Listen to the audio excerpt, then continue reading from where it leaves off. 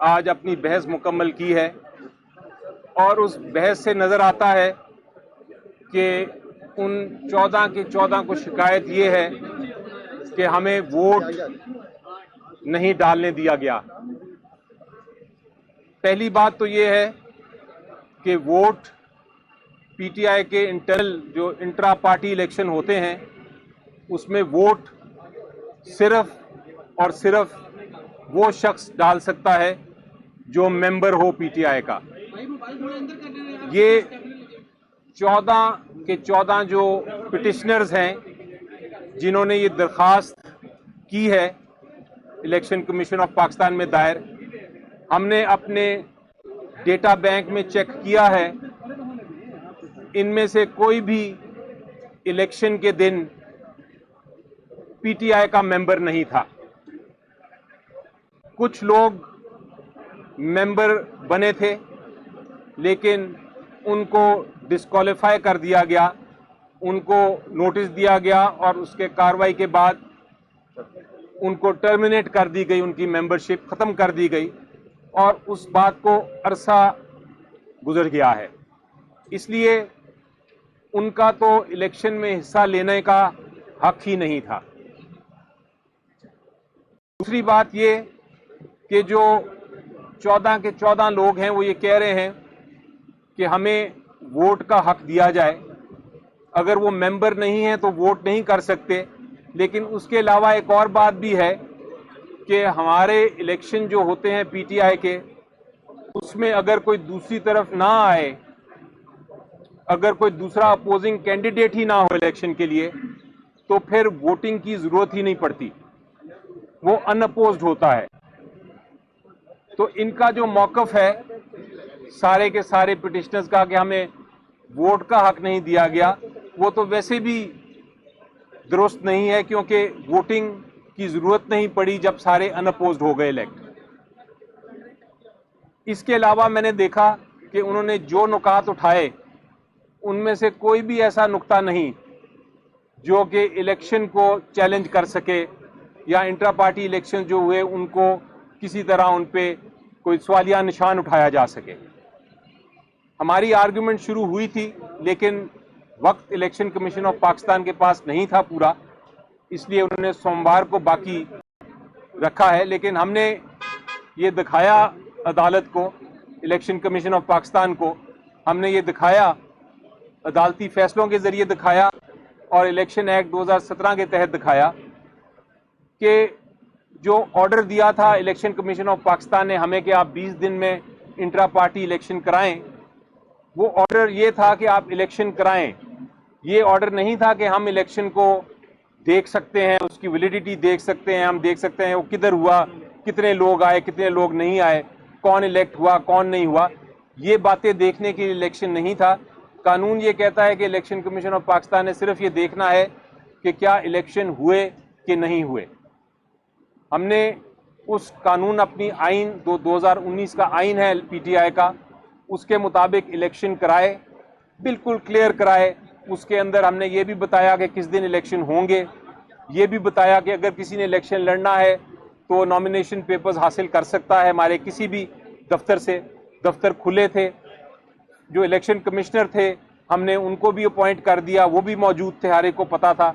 Media पे भी ये आता रहा, बल्कि जिस दिन मैंने अपनी प्रेस कॉन्फ्रेंस की थी उस दिन हमने अनाउंस भी कर दिया था कि हफ्ते के दिन इलेक्शन होंगे।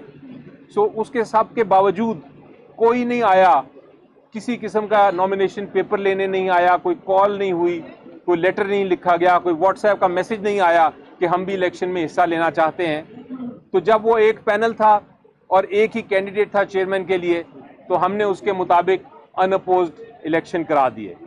मेरी नज़र में ये इलेक्शन बिल्कुल आइन के, जो 2019 का आइन है पीटीआई का, उसके मुताबिक हुए और जो इलेक्शन एक्ट है उसके मुताबिक हुए। किसी किस्म का कोई गुंजाइश नहीं है कि इस इलेक्शन को चैलेंज करें। और जिस तरह मैंने कहा कि ये जो 14 पिटिशन्स आई हैं ये तो मेंबर्स भी नहीं हैं और इनों में से किसी ने भी आके ये नहीं कहा कि हम इलेक्शन में हिस्सा लेना चाहते हैं। सबकी एप्लीकेशंस पढ़ लें, वो सिंपली जनरल बातें करते हैं। वो कोई भी पैनल के ज़रिए नहीं आया, कोई भी ये नहीं कहने आया कि मैं चेयरमैन या पैनल के जरिए इलेक्शन लड़ना चाहता था, मुझे इलेक्शन नहीं लड़ने दिया। हमें ये बताइए एक मिनट खत्म हो। यूनियन काउंसिल के इलेक्शन यूनियन काउंसिल के इलेक्शन के लिए पीटीआई के 50 उम्मीदवार आते हैं। लोग ये कैसे मान लें कि पीटीआई के इंटर पार्टी इंतखाबात के लिए कोई भी नहीं आया सामने? ये मानना पड़ेगा लोगों को, क्योंकि हकीकत यही है। आप ना माने वो अलग बात है, लेकिन हकीकत यही है कि कोई नहीं आया। अगर आता तो हम इलेक्शन उसकी वोटिंग भी हो जाती, लेकिन कोई भी आज तक नहीं आया जिसने ये कहा हो कि मैं ये पैनल लेके आया था, ये मेरे नॉमिनेशन पेपर्स हैं और मेरे नॉमिनेशन पेपर्स एक्सेप्ट नहीं किए गए। साहब ये बताएं कि आज अली ज़फ़र साहब ये बताएं कि आज इंतखाबात की आमद है और इंतहाई खुशगवार माहौल में चीफ इलेक्शन कमीशन ने आपसे एक शिकवा किया। खुशगवार माहौल में वो क्या शिकवा था जो चीफ इलेक्शन कमीशनर ने आपसे किया? जी, चीफ इलेक्शन कमिश्नर साहब ने काफ़ी गुफ्तगू की और एक बात उन्होंने ज़रूर कही थी। उन्होंने कहा था कि आपने आरओज़ के जो है आपने स्टे ले लिया है। हमारा ख्याल था कि शायद आपके राइवल लोगों ने लिया है ये स्टे, आपने क्यों स्टे लिया? तो मैंने उनका ये जवाब दिया कि मुझे भी आज सुबह ही पता चला है कि वो स्टे है, इसलिए वो मुकालमा था, वो लाइट हार्टेड किस्म का मुकालमा था जो होता है इस तरह की गुफ्तगू। एक शख्स एक क्वेश्चन पे आप समझते हैं जो आपके खिलाफ दरखास्तें आए हैं ये फरमाइशी तौर पर आए हैं?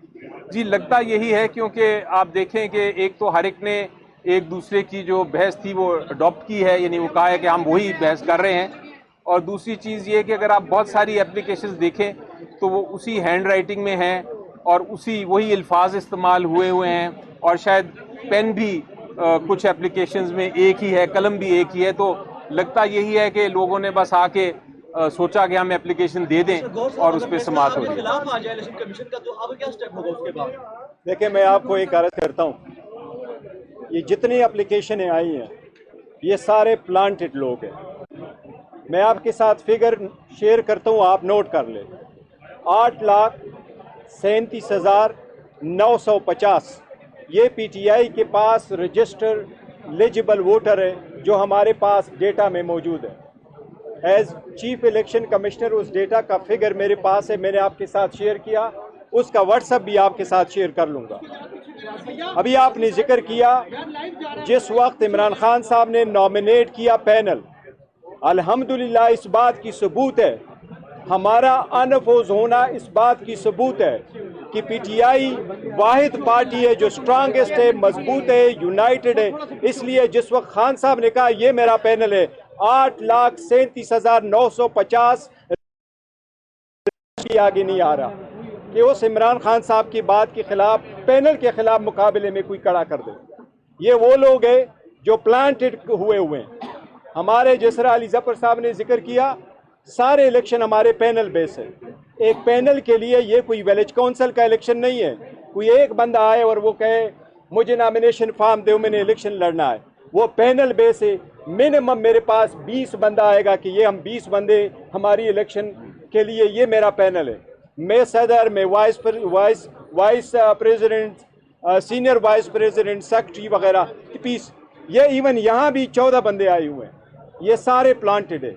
हमारी इलेक्शन कमीशन से एक इस्तिदा है कि कानून में लिखा हुआ है कि अगर इलेक्शन हुए हैं तो हमने भी इलेक्शन उस तरीके से करवाएं, उससे बेहतरीन जो 175 पार्टियों ने किया है। आप तारीख में न लिखे हुए कोई ऐसी सज़ा की तरफ न जाए जिस तरीके से आप सोच रहे हैं कि आप भल्ला रोक लें। मेहरबानी करें, आप 5 जज साहिबान जो बैठे हैं 25 करोड़ आवाम को रिप्रेजेंट करते हैं, उनकी बुनियादी हकूक़ के मुताबिक आज भी मैंने रिक्वेस्ट की है कि बल्ले के निशान का सर्टिफिकेट फौरन इशू किया जाए। ये मैं आपको जिक्र करता हूँ, ये बड़ा ज़रूरी है हो जाए। इलेक्शन कमीशन के साए तले हम मौजूद है। मैं इलेक्शन कमीशन से एक और मुतालबा करता हूँ। आज हमारे एक डाई हार्ड वर्कर शेर अफजल मरवत को अरेस्ट किया गया, हम शदीद मजम्मत करते हैं उसको अरेस्ट किया गया। कोई भी आप कहते हैं कि हम लेवल प्लेइंग फील्ड देंगे, क्या आपने हमें लेवल प्लेइंग फील्ड दे दी? क्या आपने दूसरों को रैली और कन्वेंशन की इजाज़त दी हुई है? हमारे पास रैली और कन्वेंशन की इजाज़त है या नहीं है? क्या उनके पास गने थी? इसलिए ये जितना भी प्रोसेस हो रहा है इसके साथ फ्री एंड फेयर इलेक्शन बहुत ज़्यादा इफेक्ट हो जाएगा। हमारी सारे हम कंटिन्यू करेंगे, कन्वेंशन करेंगे, इंशाल्लाह हम जाएंगे और आगे बढ़ेंगे। लाहौर में आपने स्टे लिया है, जिसकी वजह से DROs का जो स्टे आपको मिला है उसकी वजह से इलेक्शन प्रोसेस रुक गया है। तहरीक इंसाफ सबसे ज्यादा इलेक्शन इस वक्त चाहती है, तो आप इसको किस नज़र से देखते हैं? मुल्क पूरे में इस वक्त इलेक्शन का प्रोसेस रोक दिया इलेक्शन कमीशन ने स्टे के बाद। जी देखें, नंबर वन तो वो PTI ने फाइल नहीं किया, वो केस जो है जी पाकिस्तान तहरीक इंसाफ वो कौन सा केस की बात कर रहे हैं हम? हाँ, देखिए हमेशा से हमारा एक मौक़िफ़ रहा है, वो मेकअप यही है कि जब मैं समझ गया, देखिए हमारा एक मौक़िफ़ रहा है और वो मौक़िफ़ थ्रू आउट यही रहा है कि इलेक्शन कमीशन जब इलेक्शन करवाएं तो free and fair and transparent करवाए, ये आईनी जिम्मेदारी है। अगर उसके लिए RO और डिस्ट्रिक्ट रिटर्निंग अफसर को आप जुडिशल ऑफिसर के बजाय, सेशन जजेस और सिविल जजेस के बजाय अगर आप DC और असिस्टेंट कमिश्नरों को लगाएं, वो एग्जीक्यूटिव के ऑफिसर्स होते हैं, वो कभी आपको फ्री फेयर ट्रांसपेरेंट इलेक्शन नहीं कराते। इलेक्शन कमीशन ने उनकी अपॉइंटमेंट बड़ी दूर कर ली थी, ये इलेक्शन के पार्ट पे हैं। कभी इनको रिटर्निंग अफसरान जो है वो जुडिशरी से लगाने चाहिए थे, ना कि वो DC को लगाए। तो इसलिए ये मैं समझता हूँ ये एट्रीब्यूटेबल है टू द इलेक्शन कमीशन।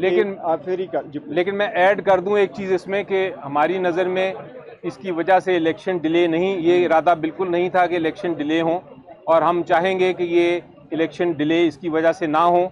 ये एक हमारी दरख्वास्त है जो पिटिशन के फॉर्म में गई है, लेकिन उसकी वजह से ये जो इलेक्शन है शेड्यूल ये जारी कर देना चाहिए इलेक्शन कमीशन को, और इलेक्शन उसके मुताबिक कराने चाहिए, ये डिले का रीज़न ना बने। और साहब, जो लाहौर हाई कोर्ट वाला जो फैसला है वो दरखास्त PTI को उसको ऑन करती है या नहीं, ये थोड़ा सा समझा। देखिए दरख्वास्त वहाँ सबमिट हुई है, दूसरी एप्लीकेशन भी आई, लेकिन हमारा मौके पहले दिन से है और हमने इस पर स्टेटमेंट भी दी है कि हमें डिस्ट्रिक्ट रिटर्निंग अफसरान जो DCs है और रेवेन्यू के ऑफिसर है वो हमें कबूल नहीं थे, और हमारी रिक्वेस्ट यही थी, बल्कि ये सारी पार्टियों की यहाँ मुतफ़िका तौर पर जिस वक्त कोड भी बना था हम सब ने एक रिक्वेस्ट की हुई थी कि वो सरकारी बंदे ना हो, सरकार के बंदे क्या कैसे परफॉर्म करेंगे, बल्कि वो आदलिया से लिए जाएं। सिर्फ चंद ही तो लोग हैं, 266 बंदे आपने लेने थे, 266 जो है आप जुडिशरी से लेते, ये सब का मौके पर ऑफकोर्स हम सारे, अगर दरख्वास्त हमारी गई है तो हम ऑन करते हैं। इलेक्शन नहीं होने चाहिए डिले, इलेक्शन की वजह से नहीं।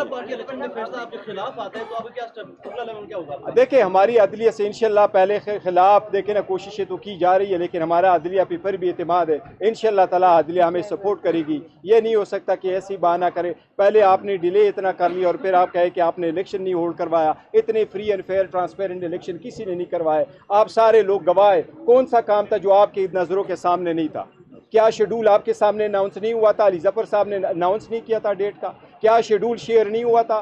क्या लेटर इलेक्शन कमीशन को सिक्योरिटी के लिए जो लिखा गया वो आप लोगों के थ्रू नहीं गया था? इलेक्शन कमीशन का लेटर हमारे पास आया, क्या वो आपके थ्रू नहीं था? हमने वेन्यू जब शेयर किया पेशावर पुलिस के साथ, KPK पुलिस के साथ, क्या आपके थ्रू नहीं हुआ था? क्या जितने लोग वहाँ जमा हुए थे सिर्फ रिजोल्यूशन के लिए, क्या ये नहीं थे? कौन सी पार्टी है जो अनअपोज इलेक्शन अगर हो वो फिर भी रिजोल्यूशन में करवाए? कि क्या किसी को इतराज़ है? हमारे रूल्स में इतना तक लिखा हुआ है कि अगर अनअपोज पैनल भी आ जाए तो वोटिंग वेन्यू पे लोगों से रिजोल्यूशन पास कराया जाए कि क्या आपको इस पर कोई इतराज़ है। मैंने पहले भी जिक्र किया था, खान साहब जब उंगली उठाते हैं अपने वर्करों के, ये मेरा पैनल है, कोई अपोजिशन में नहीं आएगा, जो इस बात की दलील है कि हमारी पार्टी मजबूत है और हमारे खिलाफ प्लांटेड लोग लाए गए।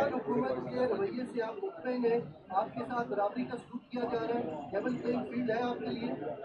हमारे लिए कोई लेवल प्लेइंग फील्ड नहीं, और हमने कभी उसको जो केयर टेकर सेटअप है, हम समझते हैं कि केयर टेकर सेटअप गुज़श्ता हुकूमत की एक एक्सटेंशन है। वैसे भी मेरा ख्याल है अगर आप इलेक्शन कमीशन के प्रोसेस रोक देने के अमल को किस नज़र से देखते हैं? दरख्वास्त पर पूरा प्रोसेस रोक दिया है, जबकि सुप्रीम कोर्ट के फैसले के बाद भी इलेक्शन नहीं करवाए थे। देखिए आज भी इलेक्शन कमीशन के पास टाइम है, आज ही नए नोटिफिकेशन कर दे और जुडिशरी से लगा दे ताकि मैटर खत्म हो जाए, वो रिटन प्रोसेस हो जाए। ममलिकत से आपकी मुलाकात हुई है, आप एक पार्टी के सरबराह भी हैं, बाकी सरबराह नहीं मिलते, ऐसा क्या डिस्कस हुआ? कुछ सियासी जमातें इस पर इतराज नहीं, देखो, जो सियासी जमातें इतराज़ करती हैं उनकी मर्जी है, वो हर चीज़ पे इतराज़ करती है बिकॉज, लेकिन मैंने जो मुलाकात की है, मेरी चुप नहीं हुई, मुलाकात नहीं की है। उसका एक प्रेस रिलीज़ भी आया था प्रेसिडेंसी से और ओपन मीटिंग की 2 घंटे रही थी। हमने सारे मौजूदा सूरत हाल पे करती और कर्टिसी कॉल थी, तो इसलिए ये होता ही रहता है। और हमारी पार्टी में इलेक्शन कमीशन कैसे शेड्यूल जारी करेगा? कमीशन को मैं कह रहा हूँ कि कमीशन को आरओ अपॉइंट करने हैं तो डीसी के बजाय इनके पास लिस्टें पड़ी हैं, मैंने पुराने भी लिस्टें पड़ी है, जुडिशरी से आज ही अपॉइंट करें। अगर इनका दिल है कि इलेक्शन डिले ना हो तो ये कर सकते हैं, अगर कोई बहाना ढूंढना है तो वो एक अलग बात है। बहुत शुक्रिया, थैंक यू। ठीक है, बस आ जाओ।